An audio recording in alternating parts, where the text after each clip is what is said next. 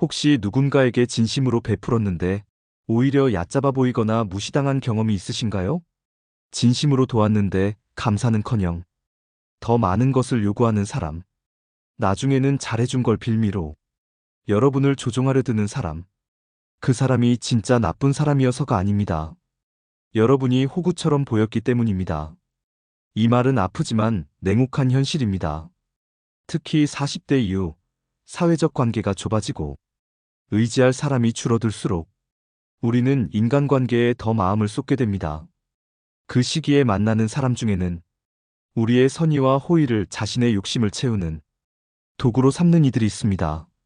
오늘 방송에서는 여러분을 그런 피해로부터 지키기 위해 세 부류의 사람을 소개하며 그들에게는 절대 잘해주지 말아야 할 이유를 나누겠습니다. 마지막엔 철학자 쇼펜하우어의 명언도 함께 나누며 마무리하겠습니다. 먼저 한 사연을 소개할게요. 서울 송파구에 사는 52세 IT 전문가 김서연 씨의 이야기입니다. 서연 씨는 오랫동안 친하게 지낸 회사 동료였던 이모 씨가 경제적 어려움을 겪자 매달 50만 원씩 1년 넘게 생활비를 지원했습니다. 가족도 아닌 동료에게 꾸준히 금전적 도움을 주는 것은 쉽지 않은 일이었지만 서연 씨는 진심이었죠. 도움이 필요할 때는 서로 돕는 것이 인간관계의 기본이라 믿었고 이모 씨가 상황이 나아지면 함께 다시 웃으며 지낼 수 있으리라 생각했습니다. 그러던 어느 날 서연 씨는 우연히 다른 동료로부터 충격적인 이야기를 듣게 됩니다. 이모 씨가 동료들에게 이렇게 말했다는 것입니다. 서연이는 원래 좀 순진해서 부탁만 하면 뭐든 다 들어줘. 걔 완전 착한 호구야. 이 말을 듣는 순간 서연 씨는 말문이 막혔습니다. 내가 믿었던 가까웠던 사람이 나를 이렇게 생각했다니. 그제야 깨달았습니다. 나는 그에게 착한 사람이 아니라 호구였구나 하고 며칠을 밤새 울고 고민한 끝에 서연 씨는 이모 씨와의 관계를 완전히 끊었습니다. 그 후부터는 사람을 대할 때 무조건 잘해주기보다 훨씬 신중해졌다고 합니다. 여러분, 진심으로 잘해주는 것은 인생의 큰 미덕입니다. 하지만 잘못된 사람에게 잘해주면 결국 상처받고 마음만 지치게 됩니다. 그래서 꼭 기억하세요. 선의와 호의를 지킬 줄 아는 것과 누군가를 호구로 만드는 것은 전혀 다릅니다.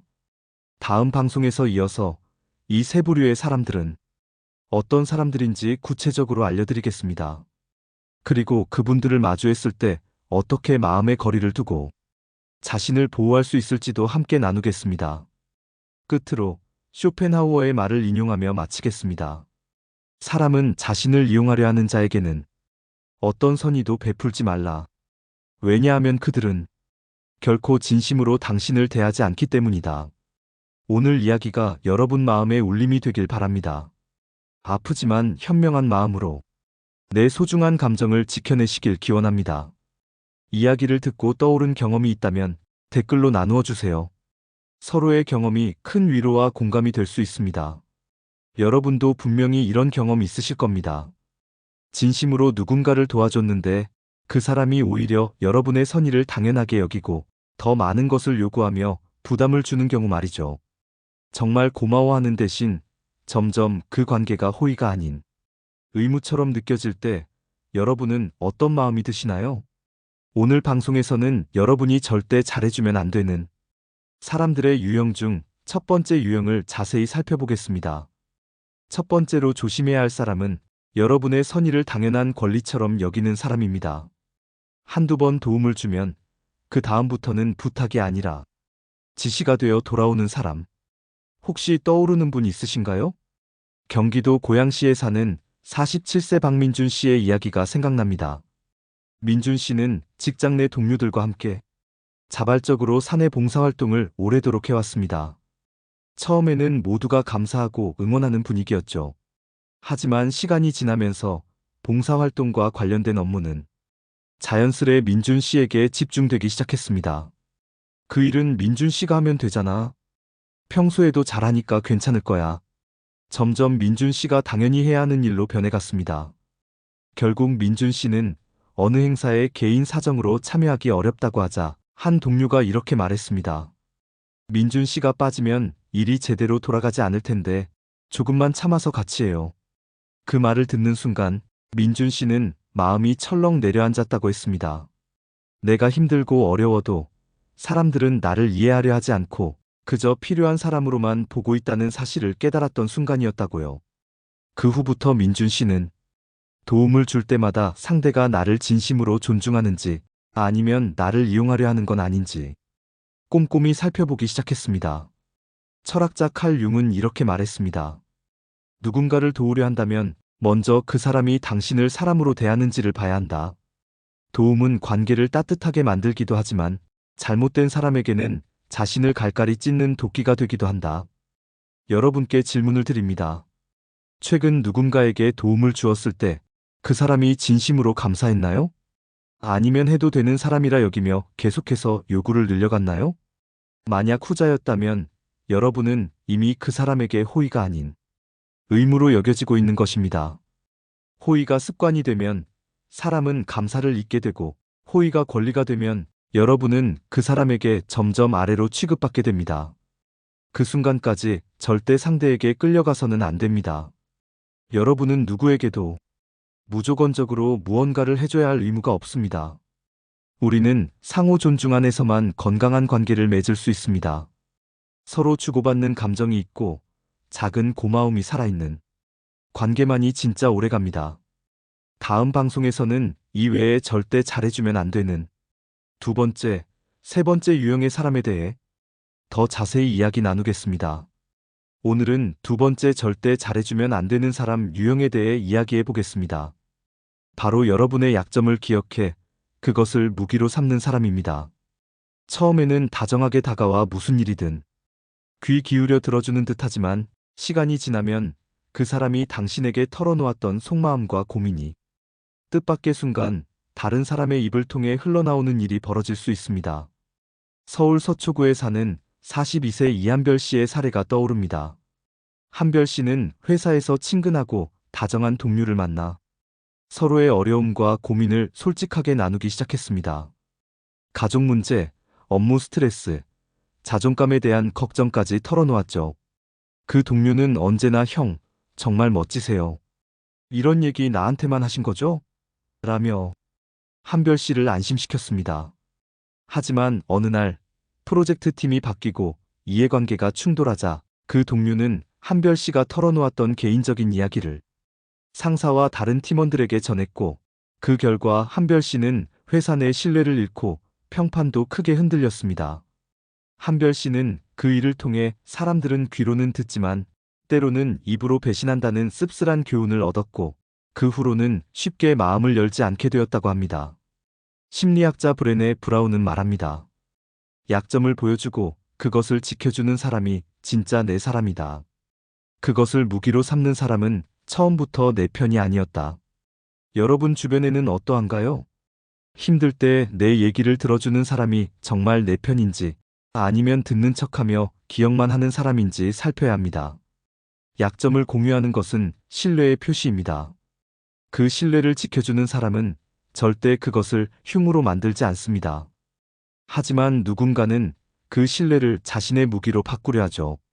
조심해야 합니다. 여러분의 아픔을 아는 사람이 가장 큰 위로가 될 수도 있지만 동시에 가장 큰 공격자가 될 수도 있으니까요. 절대 그런 사람에게는 잘해주지 마세요.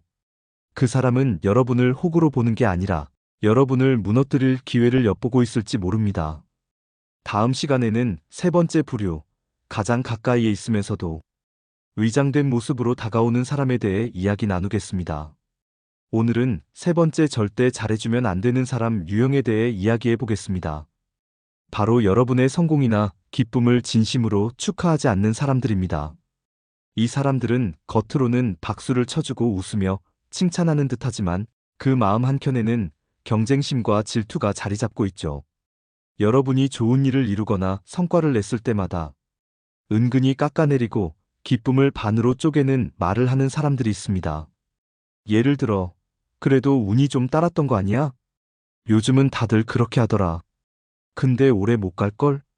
이런 식의 말은 여러분이 빛날수록 그 사람은 자신이 초라해질까봐 불편함을 느끼는 신호입니다. 부산 수영구에 사는 37세 최선아 씨의 이야기를 소개하겠습니다. 선아 씨는 오랫동안 가까운 회사 동료와 친하게 지냈고 서로의 개인사까지 공유하며 믿음을 쌓아왔습니다. 그러던 어느 날 선아 씨가 중요한 프로젝트를 성공적으로 마치고 회사 뉴스레터에 인터뷰가 실렸을 때 그 동료는 축하한다는 말 대신 이렇게 말했습니다. 네가 그렇게 잘할 줄 몰랐네. 네가 성공한 건 운이 좀 따라준 덕분이지. 그리고는 계속해서 난 그 정도는 훨씬 잘할 수 있었는데라며 묘한 비교와 시기를 표현하기 시작했습니다. 처음엔 선아 씨도 웃어넘겼지만 그 이후 동료는 너 혼자 다 한 거 아니잖아. 다 운이지. 라며 성공의 가치를 깎아내리기 일쑤였습니다. 그 결과 선아 씨는 그 동료와 있을 때마다 기쁨이 반감되고 자신이 작아지는 기분을 느꼈다고 합니다. 마침내 깨달았죠. 이 사람은 나의 성공을 진심으로 축하하는 게 아니라 내가 실패하기를 바라는 사람이구나. 철학자 쇼펜하우어는 이렇게 말했습니다. 남의 불행을 위로 삼고 남의 기쁨을 고통스러워하는 사람은 결코 친구가 될 수 없다.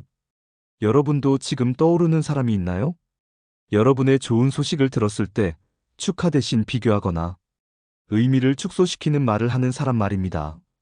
그 사람은 진심 어린 응원이 아니라 감시와 질투로 여러분을 바라보고 있을 가능성이 큽니다. 그런 사람에게 너무 마음을 주지 마세요. 그 사람이 필요할 때만 다가오고 여러분이 빛날 때는 등을 돌리는 사람이 될 수 있습니다. 진짜 좋은 사람은 여러분의 기쁨에 함께 웃고 슬플 때는 조용히 곁을 지켜주는 사람입니다. 잘해줘야 할 사람은 그런 이들이고 경계해야 할 사람은 여러분의 빛을 두려워하는 사람들입니다. 다음 시간에는 이런 세 가지 유형의 사람들을 만났을 때 어떻게 현명하게 대응할 수 있을지 함께 이야기 나누겠습니다. 첫 번째로 꼭 기억해야 할 것은 바로 경계 설정입니다. 인간관계에도 분명한 선이 필요합니다. 만약 누군가가 여러분에게 무례한 말을 했다면 그냥 웃으며 넘기지 마세요. 그 말은 좀 상처돼요. 그렇게 말하면 기분이 나빠져요. 이렇게 단호하고 예의를 지키면서도 분명하게 불쾌함을 표현해야 합니다. 만약 그 사람이 여러분의 경계를 넘었는데도 말없이 받아주기만 한다면 그 사람은 앞으로도 계속 여러분을 무시하게 될 것입니다. 관계는 처음부터 정해집니다. 처음 대화, 처음 부탁, 처음 무시받는 순간에 그 관계의 위치가 결정되는 거예요. 대전 서구에 사는 김하늘 씨 이야기를 해볼게요. 하늘 씨는 회사에서 친하다고 생각했던 동료가 자꾸 하늘 씨의 개인적인 이야기를 다른 사람들에게 떠벌리는 걸 알게 되었습니다. 하늘 씨, 요즘 스트레스 심하대. 어제 남자친구랑 또 싸웠다더라. 이런 말들이 사내 카페테리아에서 돌고 있었죠. 하늘 씨는 그 동료에게 물었습니다. 왜 내 이야기를 남들한테 말하는 거야? 그러자 동료는 우린 친한 사이인데 농담으로 한 건데 왜 그렇게 예민하게 구냐? 라고 답했습니다. 하지만 하늘 씨는 분명히 말했죠. 내 이야기는 내가 하고 싶을 때만 하는 거야. 네가 나를 웃음거리로 만드는 건 용납할 수 없어. 그 한마디로 그 동료는 더 이상 하늘 씨의 사적인 이야기를 다른 사람들에게 말하지 못하게 되었습니다. 관계에서 경계는 내 삶과 마음을 지키는 가장 강력한 무기입니다. 여러분도 분명하게 자신의 경계를 세우세요. 그것이 여러분을 호구가 되지 않게 하는 첫걸음입니다. 두 번째로 기억해야 할 건 기록의 힘입니다. 만약 어떤 사람이 계속 문제를 일으킨다고 느껴진다면 그 사람이 한 말, 행동, 여러분의 감정을 그때그때 메모장이나 휴대폰에 적어두세요. 감정은 흘러가지만 기록은 객관적인 증거로 남습니다. 이 기록을 바탕으로 이 관계가 정말 여러분에게 도움이 되는지 아니면 계속 상처만 주는 관계인지 냉정하게 판단할 수 있습니다. 그리고 꼭 지켜야 할 원칙 하나, 그 사람에게 기회를 3번까지만 주세요. 한 번의 실수는 누구나 할 수 있습니다. 두 번째 실수는 분명한 경고입니다. 하지만 3번째까지 같은 행동이나 말이 반복된다면 그건 실수가 아니라 그 사람의 본성입니다. 그럴 때는 미련 없이 거리를 두세요.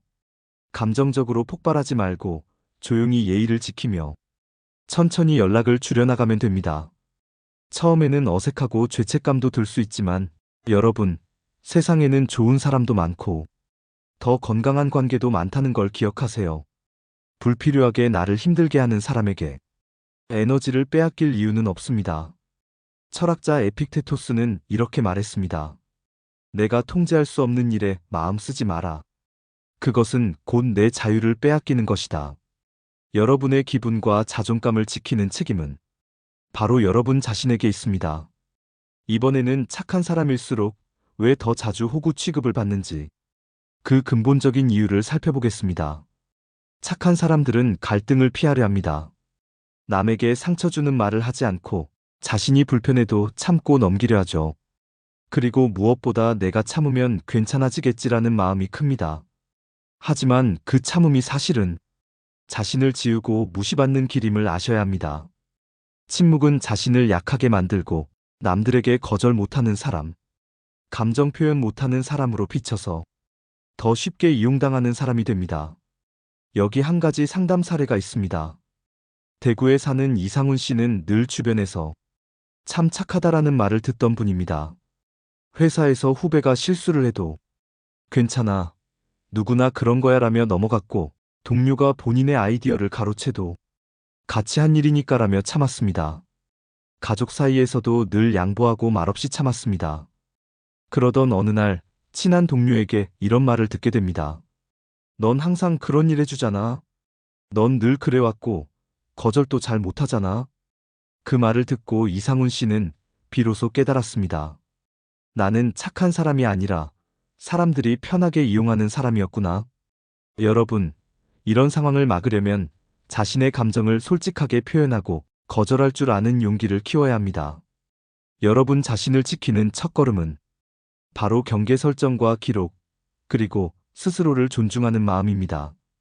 여러분, 우리는 왜 이렇게까지 자신을 내어주며 살아가고 있을까요? 그 중심에는 누군가에게 사랑받고 싶다는 마음이 있습니다. 사람들과 갈등을 피하고 나를 싫어하지 않길 바라는 그 마음 때문에 우리는 종종 침묵하고 스스로를 포기하게 됩니다. 하지만 진짜 관계란 갈등이 전혀 없는 관계가 아니라 갈등을 솔직하게 이야기할 수 있는 관계입니다. 내가 불편함을 말했을 때 그걸 듣고 이해하려고 노력하는 사람이 진짜 좋은 사람입니다. 그런데 만약 여러분이 착하기만 하고 불편한 감정을 말하지 않는다면 진짜 좋은 사람도 여러분이 어떤 사람인지 알기 어렵습니다. 심리학자 마리아 토레즈는 이렇게 말했습니다. 자신의 경계를 분명히 설정할 용기를 가진 사람이야말로 진정으로 따뜻한 사람이다. 착함에는 용기가 필요합니다. 경계 없는 착함은 결국 스스로에게 상처가 됩니다. 나를 깎아내리는 사람들이 더 쉽게 다가와 그 착함을 이용하고 결국 나를 무너뜨리게 됩니다. 그러니 착하다는 말을 들을수록 더 똑똑해지고 더 단호해져야 합니다. 여러분의 착함이 여러분을 지키는 무기가 되려면 경계의 힘이 꼭 함께 있어야 합니다. 자, 이제 마지막으로 그런 사람들과의 관계를 어떻게 정리하고 어떻게 건강한 인간관계를 다시 만들어 나갈지 구체적인 실천법을 나누겠습니다. 여러분, 지금 이 순간 여러분 마음은 어떤가요? 그동안 속으로 눌러두었던 억울함이나 참느라 덮어둔 상처들이 하나둘 떠오르진 않나요? 우리 모두는 삶에서 수많은 관계 속에 놓입니다. 어릴 땐 친구, 젊은 시절엔 직장 동료, 중년이 지나면 이웃과 가족, 그리고 또 새로운 인연을 만나게 되죠. 그 많은 관계 속에서 우리는 늘 기대합니다. 내가 이렇게 해줬으니 이 사람도 날 이해해주겠지. 내가 먼저 손 내밀었으니 진심을 알아주겠지 하고요. 하지만 현실은 그렇지 않을 때가 많습니다. 내가 아무리 잘해줘도 되돌아오는 건 무시와 이용뿐인 관계가 있습니다. 그럴 때마다 우리는 자문합니다. 내가 뭘 잘못했나? 내가 더 잘해줬어야 했나? 하고요. 아닙니다. 잘못한 건 여러분이 아닙니다. 오히려 그런 사람에게 너무 오래 마음 쓴 게 여러분의 유일한 실수였을지도 모릅니다. 이제는 여러분이 스스로를 지키는 사람이 되어야 합니다. 그리고 그 첫걸음은 거절하는 용기입니다. 사람들은 누구나 착해 보이고 싶어 합니다. 하지만 진짜 착한 사람은 경계가 분명한 사람입니다. 싫다고 말할 줄 알고 이건 아닌 것 같다고 멈출 줄 아는 사람입니다. 그래야 상대도 여러분을 함부로 대하지 않습니다. 여러분 혹시 기억나시나요? 앞서 이야기한 세 부류의 사람들 말입니다. 첫째, 여러분의 호의를 당연하게 여기는 사람. 둘째, 상대의 호의를 경쟁 수단으로 삼는 사람. 이런 사람들에게 무조건 잘해주면 여러분은 곧 호구가 됩니다. 여러분의 마음과 시간을 소중히 여기며 현명하게 사람을 가려대하는 지혜를 꼭 갖추시길 바랍니다. 셋째, 내 약점을 알고 그걸 이용하는 사람이 있습니다. 이런 사람들은 단호하게 선을 그어야 합니다. 내가 뭘 잘못했나? 스스로를 자책하지 마세요. 그건 여러분의 착한 마음을 악용하는 사람들의 전형적인 수법일 뿐입니다. 혹시 주변에 이런 말을 하는 사람이 있나요? 넌 참 좋은 사람이야. 늘 다 받아주니까 내가 편하게 부탁하는 거야. 이 말 속에는 은근한 조종과 기대가 숨어 있습니다. 이제는 그런 신호를 정확히 읽어낼 수 있어야 합니다. 여러분의 인생은 오직 여러분의 것입니다. 마찬가지로 여러분의 감정과 마음도 오직 여러분만이 지킬 수 있습니다. 그 마음은 누구도 대신 지켜주지 않아요. 사람들은 흔히 좋은 인간관계는 많이 나누는 것이라 하지만 정말 중요한 것은 함께할 사람을 신중하게 고르는 일입니다. 내 마음을 함부로 쓰지 마세요. 여러분은 소모품이 아닙니다. 여러분은 그 누구보다 소중한 존재입니다. 오늘 이 이야기를 마치기 전에 꼭 전하고 싶습니다. 힘들게 만드는 동료나 관계에는 잘해주지 마세요. 그것이 여러분 자존감을 지키는 첫걸음입니다. 그런 사람들은 여러분에게 감사함을 느끼지 못하고 그저 내가 이용할 수 있는 사람으로만 볼 가능성이 큽니다. 진짜 좋은 관계란 서로 존중하는 마음이 바탕입니다. 주는 만큼 받고 함께 있어 감사한 마음이 피어나는 그런 관계 말입니다. 그런 사람들과 시간을 채워가세요. 오늘 이 이야기가 여러분 마음에 작은 위로가 되고 새로운 결심의 씨앗이 되었으면 좋겠습니다. 여러분의 경험과 생각은 댓글로 나누어 주세요. 이 이야기가 좋았다면 좋아요와 구독도 부탁드립니다.